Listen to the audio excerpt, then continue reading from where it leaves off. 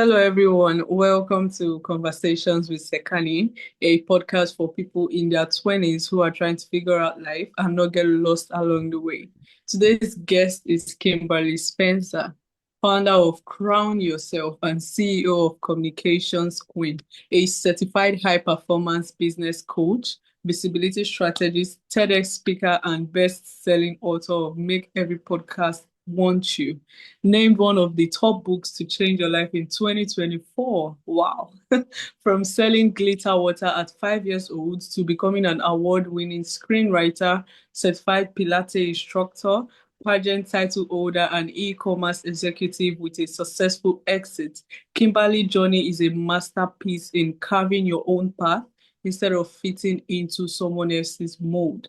She's the host of two award-nominated podcasts and has been featured on over 250 shows, with appearance on Netflix, ESPN, CNBC, and Forbes, helping visionary leaders find their voice, own their story, and step into the spotlight with confidence.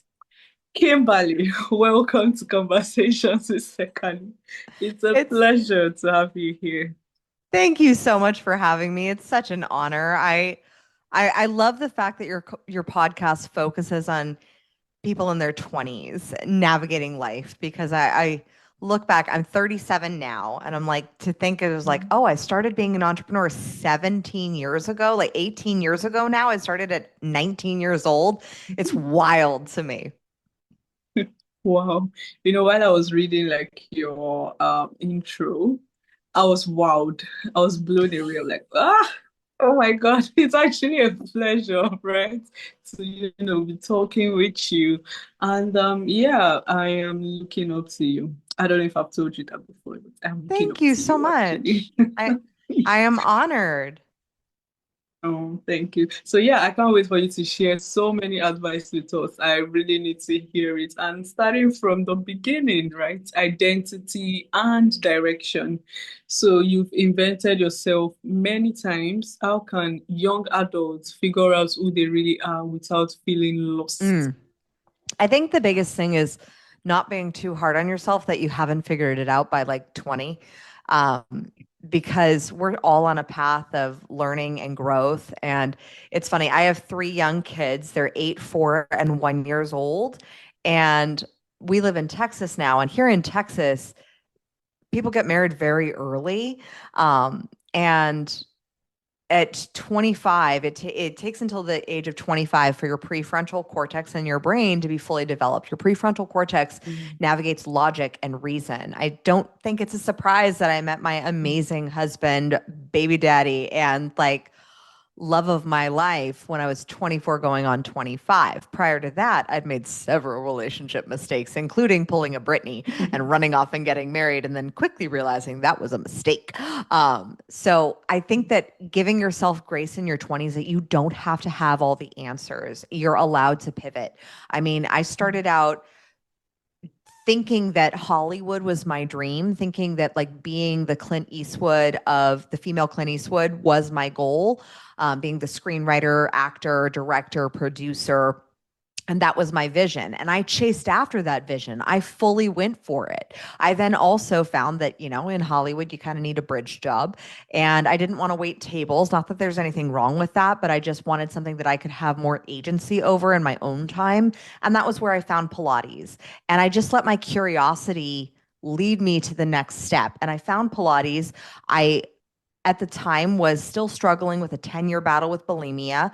I found Pilates and I realized I started to love my body. I loved how I felt in it. I loved movement and I'd never loved exercise. And so I was like, "Oh, and if I'm a Pilates instructor, I could set my own schedule and I could make $55 an hour, which was crazy to me that was something that I could make." At the time that was exorbitant. And so I was like, oh, I'm going to go do that. I'm going to go get certified in Pilates. And that was my first business. At 19 years old, I got certified as a freelance instructor. Like as an instructor, I was freelancing around Los Angeles. Within 4 years, I started my own private Pilates studio called Fitness with Kim that was a brick and mortar in Burbank, California. And I did that to supplement my career in Hollywood. And then while I was pursuing my career, I was networking, I was connecting with people, I was building high quality, highly in touch relationships. And that was how I got the opportunity to write my first feature film. And I co-wrote this movie called Bro, starring Danny Trejo with my director, Nick Parada. And we wrote this film together, and it was such an honor to be able to have that experience and then to be at the premiere. And there I am at 24, life dream of like, I have a feature film, and realized I was only 80% fulfilled. And from that experience, I was like, oh, well, that's interesting. And I said, well, I don't want to do full-time Pilates because that doesn't completely fulfill me. Like, I don't just want to go into like fitness. And I didn't want to go into like, I didn't love just being a screenwriter. I thought, well, I wanted a little bit more control. I'm kind of a control freak. And so I wanted to have more agency. And I was like, well, directing, maybe producing. And then I had a literary agent say, oh, well, if you write 3 more films like this, like maybe some Hallmark films, then that's not that there's anything wrong with Hallmark, but that I'm like, that's not the stories I want to tell. Like, I just don't, that's not my jam. And I started looking at the entertainment industry. And I was like, I don't know if this is really it for me. And at the time, I had the opportunity to come on board a project to launch an e-commerce company's product and a brand new product into the marketplace. I saw the product. It was a backstretching chair. And I said, oh my God, I know how to sell that. I said, because I've been in Pilates studios in and out for like 8 years by then. And I said, I can sell that. Like I can get that into Pilates studios across the America. And so I saw the product and I said, I don't just want to be a consultant. I want to be a partner. And I jumped in and I said, yes. And that business taught me so much about business, about sales, about what you should be focusing on in business, what you shouldn't be. But I think the biggest thing was in my 20s, I just gave myself the permission to trust my intuition and say yes. And I do have to attribute that to my parents being entrepreneurs as well, because when I made the decision to drop out of college 2 weeks before I was supposed to start with 2 scholarships. And my parents were like, to go to an acting class and pursue a career in entertainment. My parents were like, yeah, do it. I was like, Wow. oh, okay. And so I really honor and respect that about my parents, was by being a second generation entrepreneur. Like, they saw I had hustle, they saw I had drive, they saw I had ambition. And those things, when you see those in your kids, and I say this now as a parent, like, nurture that thing, that thing that's driving them, like celebrate them and like let them go for it. And my parents also let me fail. Like, they would tell me, like, they're like, you have 4 years to figure your stuff out and make your own money. And after that, like, just like in college, like, you're out of the house. Like, so I got to stay for 4 years. And because my relationship with my dad was pretty, was great when he was sober, but very contentious when he was drinking. I didn't want to live at home for those 4 years. And so I quickly found Pilates and moved out and had that time to spend on my own. And I think that is something, especially in your 20s, that's something that now as a parent, my husband and I have both discussed that it's going to be a requirement for our kids, in order for them to inherit anything from us, that they spend 2 years living alone, not living with roommates, not living with a partner, but like living alone by themselves, fully supporting themselves on their own. And because my husband jumped from living with roommates, living with girlfriends, living with his ex, like, it took him to, after he got divorced, that he actually had 7 years living alone. And he was like, oh, I never got to experience this. Like, you really get to know yourself when you live alone. Wow, your story is actually like quite interesting. And one thing I mean, I got to learn a whole lot of things from what you just said, but one thing that stood out for me was the fact that you were always willing to try new things, Mm-hmm. right? You you had so many, like you were not the type of person that would say, oh no, I'm already doing great in this. I don't have to do anything else. You actually tried multiple things, right? So I feel like as young adults, we should be willing to try so many things because then how can we know what we really want if we don't try out different things, right? So yeah, I I took that one actually. So yeah, Yeah, let's talk about say yes. And like, what's the okay, worst that could that happen? could happen. I mean, there are certain things I'd recommend obviously not trying, like Yeah. drugs, running off and getting married and doing like that I'd recommend, like maybe steer clear of that, maybe like not trying dating that bad boy, maybe. Uh There's a few things I'd recommend, but for the most part, like learning how to listen to your gut versus and trust your gut and lean into those courageous attempts when your gut just says, "Hey, maybe ask some more questions. Maybe ask if you could have a shot." Like maybe ask it, maybe throw your hat in the ring. Like try new things. Like put yourself out there and say yes to opportunities and then figure it out. I think one of the things that I was so grateful for is being able to have those times of figuring it out. And then that built a level of self-trust in myself. Okay. All right. So yeah, also being able to have time to like figure it out. Okay. Noted actually. So let's talk about crown yourself, right? What does crown yourself actually mean for, someone trying to find a place in this world? So Crown Yourself came, it was birthed out of my honeymoon with my husband. I signed the buyout agreement for my e-commerce company 3 weeks before I got married, when I got married at 28. And I jetted off on my honeymoon and I was like, I have no job. I have no business. I have nothing wanted to come home to except for an amazing husband who was obviously with me on my honeymoon. And so we're sitting there off the coast of Italy and brainstorming in our Airbnb because we were spending 6 weeks abroad. And I was like, what do I do when I get back? And I looked at all of my passions. I'd done beauty pageants as a teenager, and that was actually super helpful for building my confidence and finding my tribe of people that like got me. Like surprisingly, I found pageant girls to be so beautiful. They cared about how they look. They also wanted to do well in the world. They took care of their bodies for the most part, and they had ambition. And I was like, those are my people. So I had that experience with doing beauty pageants, and I'd been a writer, I'd been a screenwriter, I'd been an entrepreneur. I had dealt with the problems of when you're in a business that's not aligned. And when I was in my e-commerce company, I was stressing out like crazy. I was waking up at 3 a.m. in panic attacks. I gained 10 pounds of like stress weight just from cortisol. My hair was falling out. I was waking up at 3 a.m. in night sweats, panicking about a customer email. And I looked at how it impacted and affected my relationship with my then fiance, now husband. And I saw this holistic picture for what Crown Yourself could be. And I leaped off the couch and I said, Crown Yourself. And my husband's like, what's that? I said, that's the name of my company. And I said, well, what do you do? And I was like, well, something like Marie Forleo.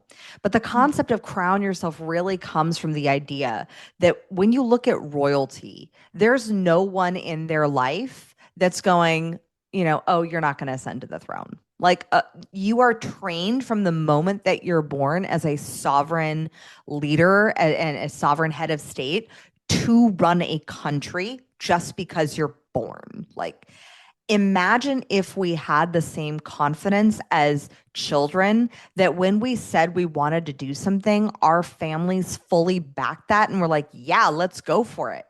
And that's the practice that I think is with Crown Yourself. It's surrounding yourself with mentors and leaders who support you, who can guide you into seeing what you want to create and saying, yes, absolutely. That dream that you have is divinely placed on your heart, and it is your destiny to go out and fulfill that and create it. Just like any sovereign head of state, where they literally believe that, oh, because you were born in this bloodline, in this family, it is your sovereign divine destiny to rule a country. Like And if we had that same belief system in ourselves for our dreams, whether it's becoming an astronaut or building an empire or, launching a nonprofit, whatever that is, imagine if you had the same belief system. So when I started Crown Yourself, it really was about helping people build a holistic lens of success, not just having, the business success at the expense of the family, or the family relationships at the self-sacrifice of saying, I'm gonna sequester my ambitions for another day. I think that there's so much power when you say, I am literally placed on this planet to fulfill these dreams. Motherhood was a dream of mine. Building businesses was a dream of mine. Ultimately, when I was 4, if you had told me I would be running a company called Crown Yourself, I'd be like, of course I would be, because I wanted to be a queen. Like, that was what I wanted to be. I was like, I want to be a queen. So I built that into my company. And I think that when we can take hold and give ourselves the permission to trust those dreams that we have of like, this is what I desire to create in the world, magic unfolds. Well, okay. Yeah, crown yourself. Okay, noted. All right. So yeah, talking about communication power, right? What makes someone, radically interesting? Because you also have like a background in podcasting also. So it all at this point. Right. Yeah, So yeah. I practice what I preach. Like, that is 100%. Living in integrity and in alignment is my goal. And so with communication queens, if you think again to the metaphor of a sovereign head of state, a sovereign head of state is always communicating their message. They are always putting their message out there, making speeches, getting out there, sharing their vision for the country, for the world, with the public. The same needs to happen with your business, with your dream, sharing and communicating your vision, your dream, your business, and putting yourself out there. Now, I specialize in going on podcasts and doing and leveraging podcasts as a part of that, because podcast guesting generated over $250,000 in new business revenue for my coaching company. And I think now it's way over $250,000, but last time we measured it, it was that, and that was a few years ago. Knowing that what a podcast interview is you have invited me into your queendom to share my message with your people, with your audience. And I believe 100% that a rising tide lifts all boats, that there's like no one perfect place for everybody. And like, I'm a person who loves to travel. So like, I love where we live. I also love Paris. I also love New York. I'm okay with LA, but I grew up there. So I also love Australia. Like, there are many other places that I feel very at home at. And I don't think that it's like, if your audience comes over to my audience, that dilutes your message or takes away from somebody else's queendom or kingdom. I think that we all are amplifying each other in our message. And when we have the confidence to be able to be ambassadors of our own message and also build ambassador relationships, I think that that's a huge thing that has served me throughout my career from the age of 19 on, was the power of relationships. Well, what is a podcast? I get to go on and talk to you, Sekani, about me, and you get an intro into me and I get an intro into you. And we basically have like kind of like a first date, in essence, like a business date, to get to know each other. And that can turn into referrals. That can turn into your community coming into my community. It can turn into my community coming and listening to your podcast. And so it creates this beautiful reciprocity in a relationship that stems from the foundation of generosity. And when you lead with communication, in choosing to be generous with your communication and putting yourself out there, nobody's going to be advocating for your projects, your businesses, your life, your vision, your message more than you. Okay, all right. As like a podcaster myself, I learned a whole lot from this actually that, I'm seeing new perspective to this actually. I never saw it like that. I saw it as, me just inviting a guest to come and then just come with your crown, right? I never felt like I had a crown or something. It's just you coming with your crown. But you, I'm Oh, sorry to queen. say that. I'm so glad we're reprogramming that belief because I, you have a queendom. Like that's what oh your podcast is. You're my God. building that empire, however big you want to build it. Like it doesn't have like you can build it as long and as big as you want, or as you can keep it as intimate and personal as you want. But you are a queen, and I am so honored to be invited into your queendom to be able to share my message to see, hey, and would any of your audience like to travel over to mine? Oh, wow. Thank you. Yes, you just actually reprogrammed my mind. Thank you so much for that, actually.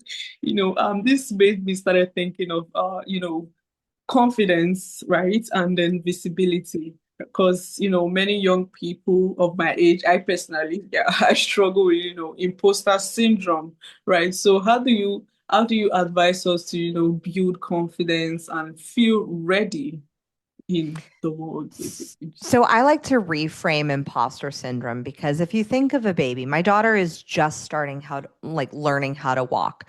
She doesn't feel like an imposter trying. Like she looks at around everybody else who's walking on two legs and she thinks that walking is normal. She likes crawling because she can go faster, but she's Yeah. learning how to walk and she's not feeling it like shame that she can't walk yet. She's not feeling guilt that maybe she's not going to get it. No, she's trying and putting herself out there. So if I did anything in the world of personal development, it would be shifting the belief in imposter syndrome to be like, you're just doing something that's new. So of course you're not advanced at it. Like of course you're just learning. When you feel imposter syndrome, actually take it as a sign that you're doing something bigger that's stretching you. That's actually a sign that you're going for something bigger. If you're not feeling imposter syndrome, you're actually not going to be growing because you're stuck in comfort. Wow. Okay. So anytime I feel like, experiencing imposter syndrome, I should always feel like I am growing and I'm trying to learn something new. Okay. All right. Thank you so much for that, You're actually. And welcome. yeah, thank you for the mindset shift, right? And, talking about mindset shift, you say language shapes reality. So what's one phrase young people should, stop saying like immediately, really? The biggest shift that you can make in your life to become a conscious creator and literally manifest anything Mm. is the belief in cause and effect. And when we put ourselves at the effect end of the spectrum, we are at the mercy of circumstances, life, politics, economies, everything, governments, you name it. You're no longer a conscious creator of your world. And I believe that we are all divinely endowed with the ability to create an amazing life. We just have to choose it. And Viktor Frankl had one of my favorite quotes that between stimulus and effect, between stimulus and response, there is a gap. And in that gap is your sole source of freedom, which is your freedom to choose. And when you choose to shift your language around certain things, you will shift your reality. Just feel the difference in your body between I have to go to school versus I'm choosing to go to school because that's on the path for my future. I have to. Oh, I'm now at the effect of school, of systems, of my parents, of what everybody else, quote unquote, made me do. I was giving a talk at a college in California several years ago, and I said, who had to come to school today? And everybody raised their hand. And I said, really? Like, let's take it to the extreme. Did someone hold a gun to your head and say, if you don't go to school, I'm going to shoot you? And they're like, no. And I was like, well, even if they did, would you still have the choice to say yes or no? Even if you don't like the consequences on the other end of the spectrum, um, do you still have the opportunity to say yes or no? So then ultimately, it is a choice. It is a choice that you're choosing to go to school because you don't want the consequence of the, the horrific consequence. But that's an extreme example. But still, when every decision is a choice, you choose your attitude, you choose how you show up to a situation. When you start to feel a recurring frustration that you're like, oh, I have to do this. Have to is one of the most venomous phrases that will poison you into believing you are a victim of your circumstances. You have the power to literally choose to take a new action in the next day, to take a new action in the next moment. You have the power to say, oh, I have to go to work. No, I'm choosing to go to work. Like you technically don't have to. I mean, I don't like, again, you may not like the consequences on the other end, but what if it wasn't a have to? What if it was a choose to? What if you consciously took ownership of every single thing that you are choosing to do in your life? That phrase alone will shift everything for you. Okay. Thank you so much for this. This has been really, really insightful and educative. Honestly, I really do appreciate this. And finally, or should I say the last part of my podcast, like I would love to ask you. I know you've been giving us a whole lot of advice that have been meaningful, but I still feel like you have more to say to us, right? Because you've done more. So I believe you have more to give to us. So yeah, do you have any advice, for young adults today, generally about life? My biggest thing is stay curious, both about what you want to do and what you want to create in this world. I live by a very simple principle, and it is that which is conscious manifests happily, and that which is unconscious manifests unhappily.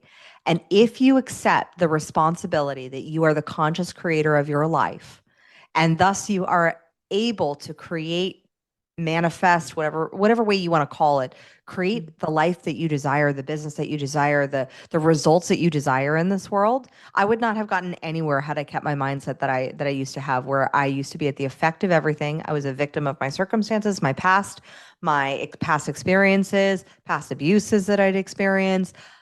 I was damaged and broken. And that was the story that I had going. But when you actually change your story to being a conscious creator, you will change your life. And when I accepted the responsibility that it was my life to change, like how I healed myself from bulimia, was I realized I had been blaming my dad for a decade for my eating disorder. Oh, he was an alcoholic. Oh, there was abuse. Oh, he would shame me for my body. Like I had a list, but he never shoved his finger down my throat. That was me. I had to take responsibility for that choice. And when I stopped blaming him, I started actually taking responsibility for my healing. I healed in 2 years with no psychological or medical intervention. That's the power that happens when you take radical ownership for saying, I'm going to choose what I may not like the circumstance that showed up.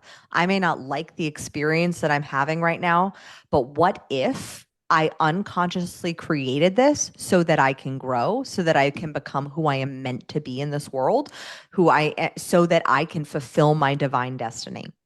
What if that is the reason why you're facing the problems that you're facing, and you get to literally summon that courage to become the person who's on the other side of it?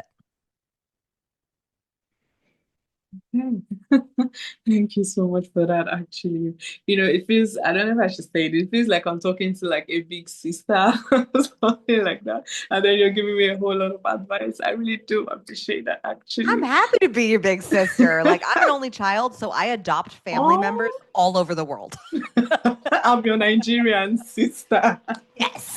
All right. So yeah, I have this session. It's called the rapid fire session, right? Okay. So I'll ask a question and you just answer Let's rapidly, do it. actually. Okay. So success is. Love. Okay. Okay. Confidence grows when. It's cultivated. Okay. All right. A mistake that changed your life. Marrying the wrong person. Okay, that's fine actually. All The right, first it's time, good. not the second time, the first time. No, right.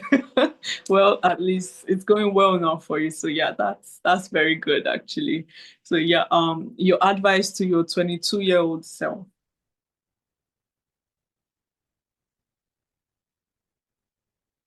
You